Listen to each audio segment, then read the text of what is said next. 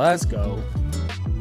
Let's go. Do forgive me because I did not weigh the shoe before caking it in mud, everybody. All right, so the weight might just be a smidge off. Let me just zero this out here. We got Joseph and I got a nice little mud bath. All right, 9.9 ounces. So maybe it's like 9.7, 9.8. Who knows? But we got a lot of mud caked on here. It was a good testing for that outsole. Unbelievable.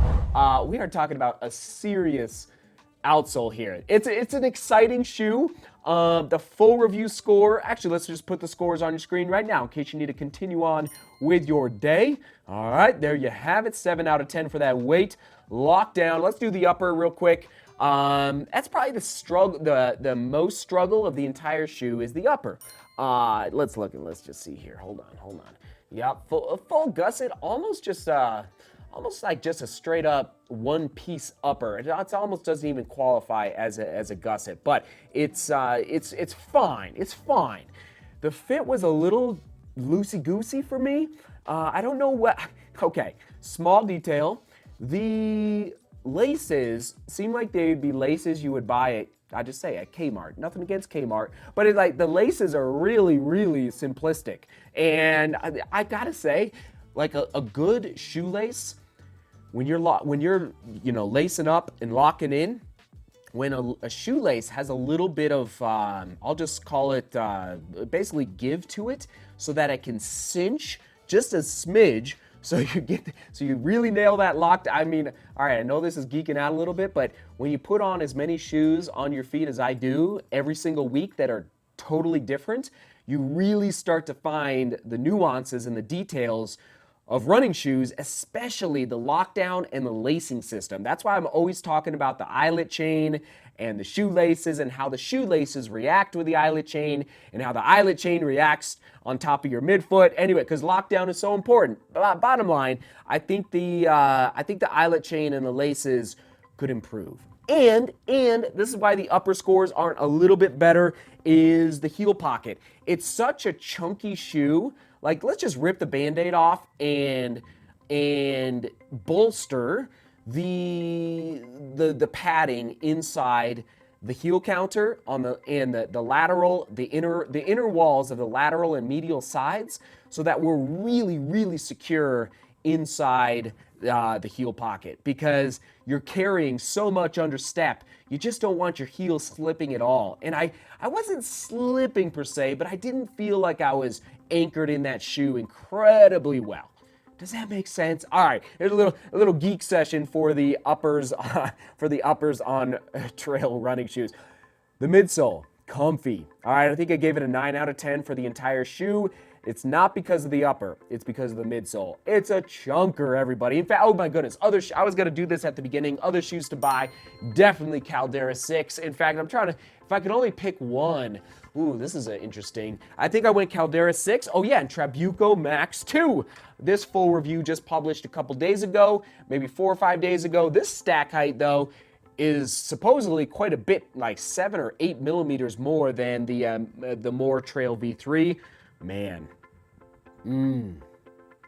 Okay. Ooh, this is a tough one. If I could only pick one right now, I'll just tell you, I'd probably go Trabuco Max 2.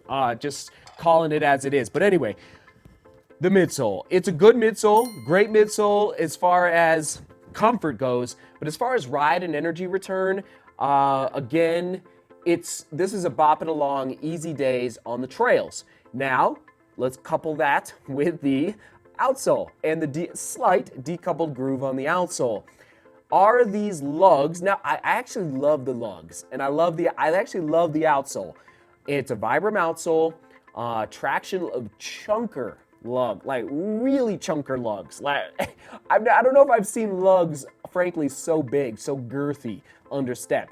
But those, I'm not sure if the lugs match the midsole. It's like they're almost overly aggressive. They were perfect for the Mudfest out there, but for an easy day shoe out there on the trails, bopping along, I'd almost make the lugs not quite as deep and maybe not quite as aggressive, all right, as far as that entire outsole construction. It's fun though. It was fun for what I was doing out there, especially in the mud. But anyway, those are my thoughts on the outsole. It's a good outsole, but I think, I'm not sure it pairs perfectly with the midsole. It is EVA molded in a heat press, okay, which is why it has that unique outsole construction. And actually, now I was doing the thumb test earlier, and it's soft, okay, which impacts the durability 100%. I don't think you're gonna go past 400, all right? It's not a La Sportiva, it's not a Solomon, it's not that at all, all right? And let's just see here,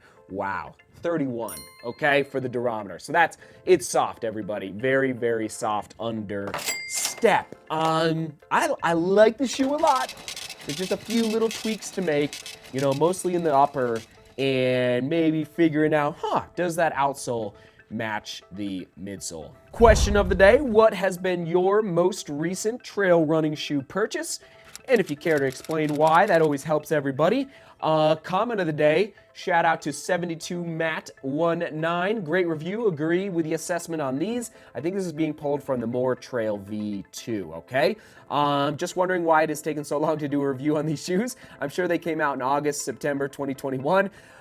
So many shoes, so little time. That's my answer to you, Matt. It's like, listen, so many companies are sending me shoes. I mean, I've got a pile of shoes to test, mostly trail at this point, right over there. So we're working our way through. In fact, another box just arrived as well. So it's like just, I can't test all of them. Well, maybe I can test all of them, but it takes a while to get them to 25 miles on the trails, 50 miles on the roads. All right, there you go. Thanks for tuning in. We will toss it to the best trail running shoe playlist. Best trail running shoe playlist. Right there. All right, seek beauty, work hard, and love each other. See you tomorrow.